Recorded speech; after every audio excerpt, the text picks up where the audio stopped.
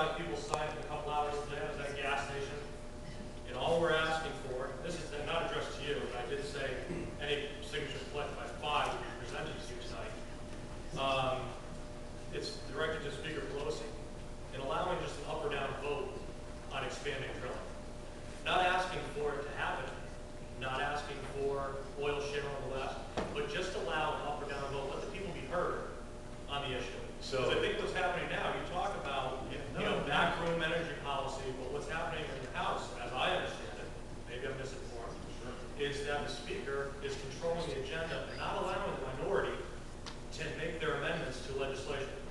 One of those amendments being an increase in lands that are available for lease. One of those amendments being to drill here in the AMWR. That's correct. Correct. Now, on that issue, I'm not an economist, I don't have an MBA, but I think that if you use an analogy to farming, say somebody has 10 acres, and they can get $1,000 an acre from corn, $500 an acre from wheat, what's that farmer going to plant this year?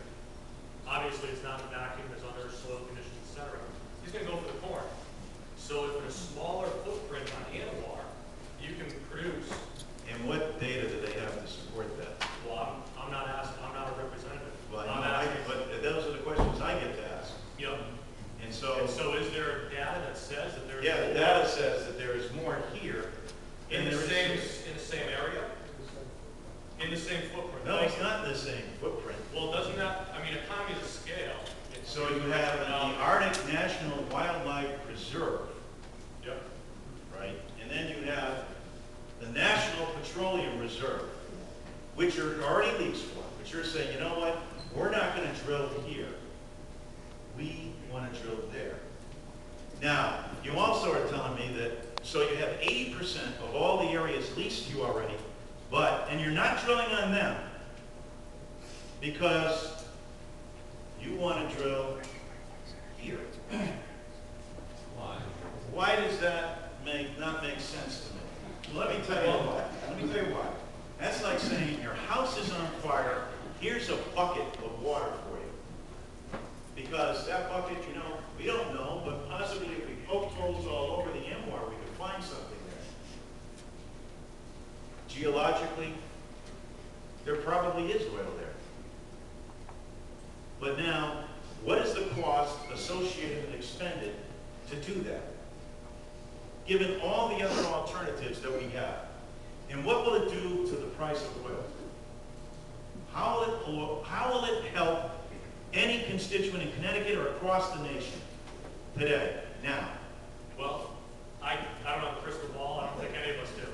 What I do know is that on July 14th, President Bush signed the executive order lifting his father's executive order banning offshore drilling. His father's executive order, Ronald Reagan's executive order.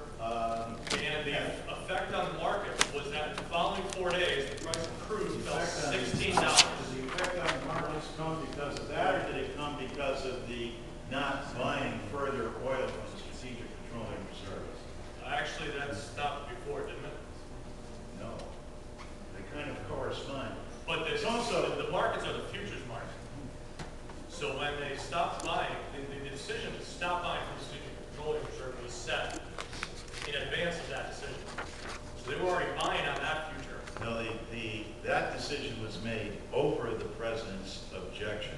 Well, It was he was overrode by the United States Congress for that situation in July.